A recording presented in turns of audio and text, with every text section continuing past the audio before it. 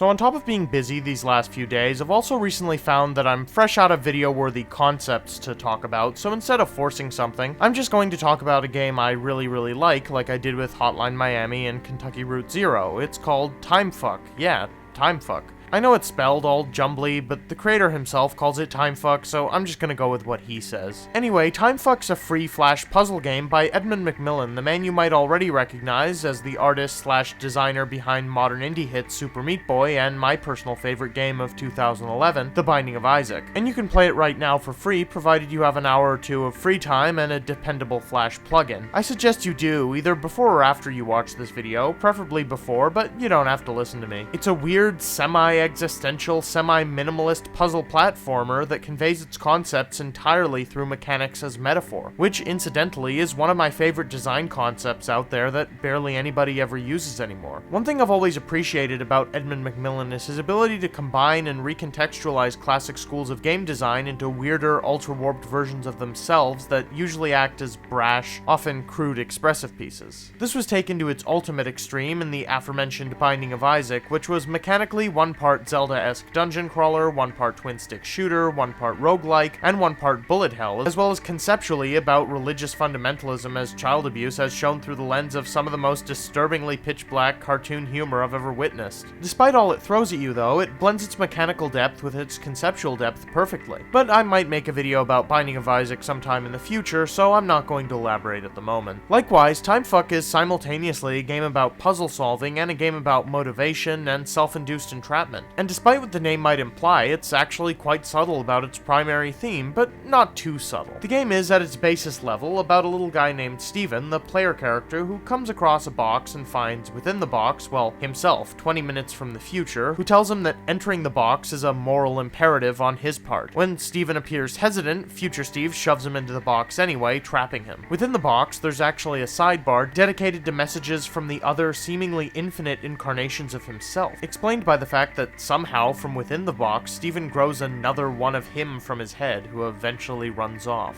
Mechanically, the game's primary means of interaction are platformer standard: a key to move left, a key to move right, a key to jump, and a key to switch dimensions, altering time in the process. As opposed to being singular, large levels, the game limits its level size to its screen size, and instead opts for multiple color-coded layers that must be traversed to reach an exit portal somewhere on the screen. As a baseline puzzle game, it's extremely well designed, but the mechanics aren't all it has to offer. It's what it makes those mechanics mean. Some may argue that the meanings behind mechanics cannot in themselves change mechanics, but that's both stating the obvious and being entirely ignorant. Take BioShock as compared to BioShock Infinite, for example. In BioShock, Jack was the quintessential shooter action hero cliché. He was specifically engineered to dish out and take tons of physical punishment, and BioShock, as a deconstruction of the shooter genre, worked in its depiction of an otherwise insane body count, and the barely human enemies allowed for easy suspension of disbelief. In Infinite, however, it should make a whole lot more sense than it does why the police force of Columbia is content to Zerg rush a man with a body count in the hundreds, armed with the best and deadly weaponry, with billy clubs and handguns. Yeah, the mechanics here are puzzle mechanics, and they will always be puzzle mechanics, but they are not confined to the context of just being puzzle mechanics on their own, no more than a game just has visuals.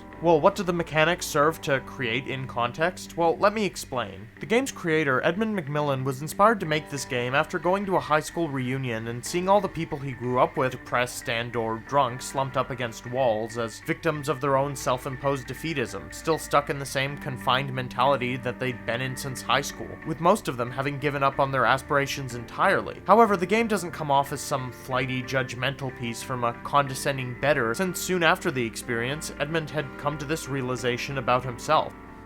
And they just accepted defeat, and there was something just so awful about that. And it made me start questioning, first I'm like, oh, these people are all stuck in their boxes, and then I go to work, and I'm working with somebody who's stuck in his own box too.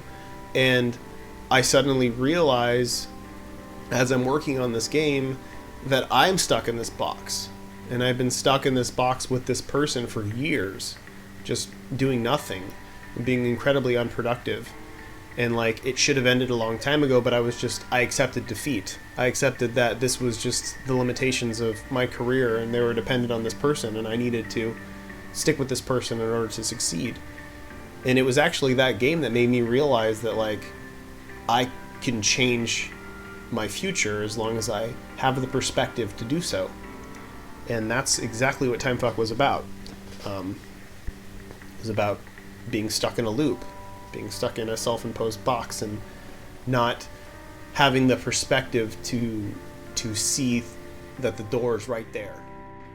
And that's what the box is symbolic of. Steven is the one who literally pushes himself into the box, and he's the one who has to escape. He's both literally and figuratively his own worst enemy, with the box acting as the medium between the two. The box is where the game is set, but the box is more conceptual than physical. It's a box of boxes, and multiple rooms and multiple dimensions, and despite being so literally incomprehensibly huge within the concept of the game, it's also contextually tiny. It goes to show that sometimes the exit is right there, and all being able to access it requires is a change of perspective.